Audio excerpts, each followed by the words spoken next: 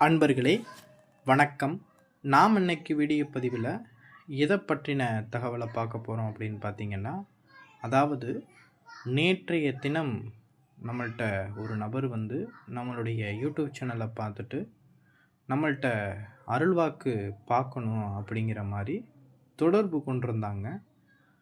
அவர் சொன்ன விஷயம் என்ன அப்படின்னு பார்த்தீங்கன்னா, அவருடைய குடும்பத்தில் அவருடைய மனைவிக்கு கற்பம்ங்கிறது நிற்காம தொடர்ந்து ஒரு 5-6 தடவை என்ன செஞ்சிருச்சு, உருவாகி கலைஞ்சிக்கிட்டே இருக்குது.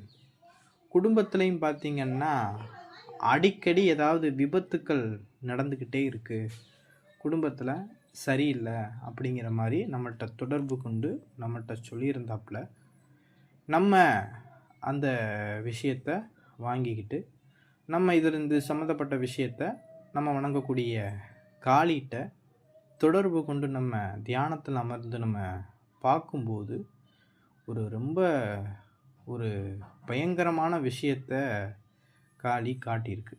என்ன விஷயம் அப்படின்னா, எனக்கு காளிகிட்ட நினச்சி தியானத்தில் அமர்ந்து உட்காரும்போது காளி என்னுடைய மனக்கண்ணில் காட்டிய விஷயம் என்ன அப்படின்னா, அவருடைய வீட்டில் அவருடைய பூஜை ரூமில் ஏதோ ஒரு இடத்துல கருப்பாகவும் அந்த வீட்டை சுற்றி அந்த கருப்பு உருவம் சுற்றிக்கிட்டே வர்றது போலையும், அதாவது அந்த சுற்றிக்கிட்டு இருக்க அந்த உருவம் என்னன்னா ஒரு ஏக்கத்தோடையும் ஒரு பசி வெறியில் திரிகிற போலையும் என்னுடைய தியானத்தில் அந்த காட்சிகளை நான் கண்டேன்.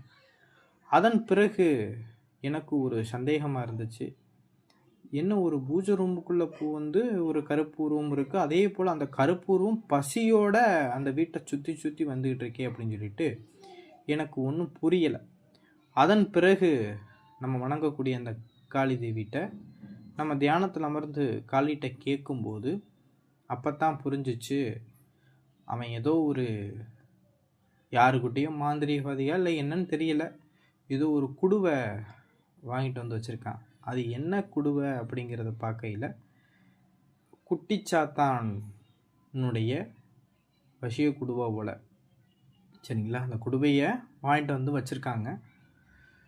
அதன் பிறகு அவருக்கு நான் தொடர்பு கொண்டு, உங்களுடைய பூஜை ரூமில் ஏதாவது மாந்திரீக குடுவைகள் எங்கேயும் போய் யார்ட்டையும் வாங்கிட்டு வந்தீங்களா அப்படின்னு சொல்லிட்டு கேட்டேன். அதற்கு ஆமாம் சாமி அப்படின்னு சொல்லிட்டு சொன்னார். அது எதற்காக நீங்கள் அதை வாங்கி வச்சிங்க அப்படின்னு சொல்லி அவர்கிட்ட கேட்டேன்.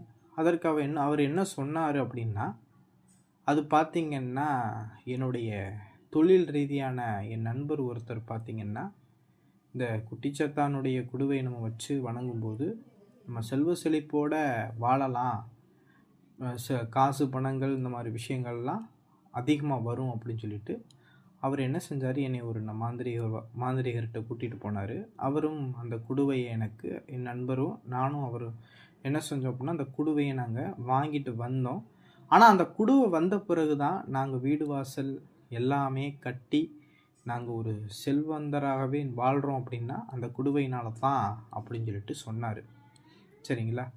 சரி அப்படின்னு சொல்லிட்டு இது பண்ணோம். அந்த குடுவையை இப்போ நீங்கள் வழிபடுறீங்களா அப்படின்னு சொல்லி கேட்டதுக்கு அதற்கு அவர் சொன்னார். என்ன சொன்னார் எனக்கு கொஞ்சம் வேலைகள் அதிகமானதுனால அந்த குடுவையை வழிபடுறத நான் நிப்பாட்டிட்டேன். ஆனால் அந்த குடுவையை என்னுடைய வீட்டு பூஜை ரூமில் தான் வச்சுருக்கேன்.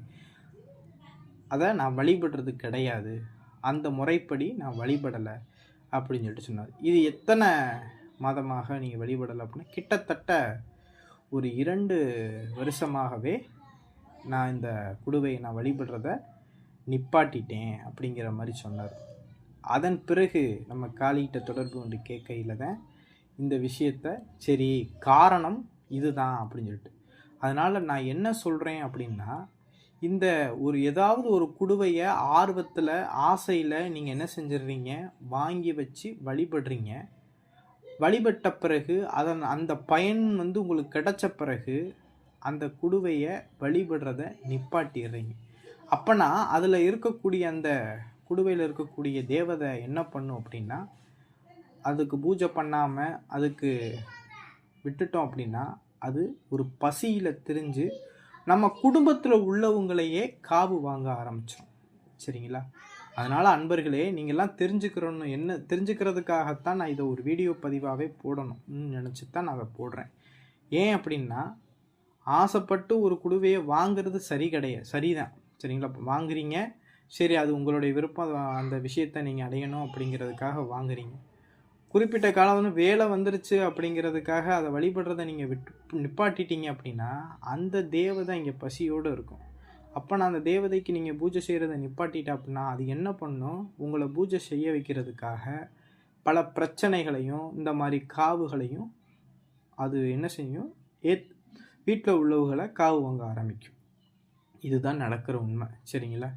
அதனால் நான் என்ன சொல்கிறேன் அப்படின்னா, ஒன்று கடைசி வரைக்கும் எந்த ஒரு தேவதைகளையோ எந்திரங்களையோ குடுவைகளையோ வச்சு வணங்கணும்னு முடிவெடுத்தீங்க அப்படின்னா, வாங்கணும்னு முடிவெடுத்துட்டு அதை கடைசி வரை கொண்டு செலுத்துறதுக்கு பாருங்கள். அதை கொண்டு செலுத்த முடியல அப்படின்னா வம்சத்துக்கும் தொடர்ந்து உங்களை துன்புறுத்திக்கிட்டு இருக்கும். அந்த வம்சத்தில் இருக்கிறவங்கள வாழவே விடாது. சரிங்களா? அதுபோல் இந்த குட்டிச்சாத்தான் இந்த மாதிரி விஷயங்கள் எல்லாம் எடுக்கிறதுக்கு முன்னாடி 4க்கு 5 தடவை யோசிக்கணும். ஏன்னா குட்டிச்சாத்தானுடைய வழிபாடு அப்படிங்கிறது கண்டினியூ பண்ணி கொண்டு போகணும். சரிங்களா? இப்போ நம்ம மட்டும் பண்ணுறது கிடையாது. நம்மளுக்கு அப்புறமும் நம்ம பிள்ளையும் அதை பண்ணணும். அப்படி பண்ணலை அப்படின்னா நம்ம வம்சத்தில் உள்ளவருடைய வாரிசுகளை பூராமே அழிச்சிக்கிட்டே இருக்கும். சரிங்களா? அதனால் 1க்கு 2 தடவை யோசிச்சுட்டு இந்த மாதிரி குட்டிச்சாத்தான் இந்த மாதிரி விஷயங்களெல்லாம் எடுங்க. செல்வம் நல்லா வருது அப்படிங்கிறதுக்காக அதை எடுத்து வச்சுட்டு செல்வம் மட்டும் இருக்கும், அப்புறம் ஒன்றும் இருக்காது. சரிங்களா? அதனால் 1க்கு 2 தடவை யோசித்து எடுங்க. சரிங்களா?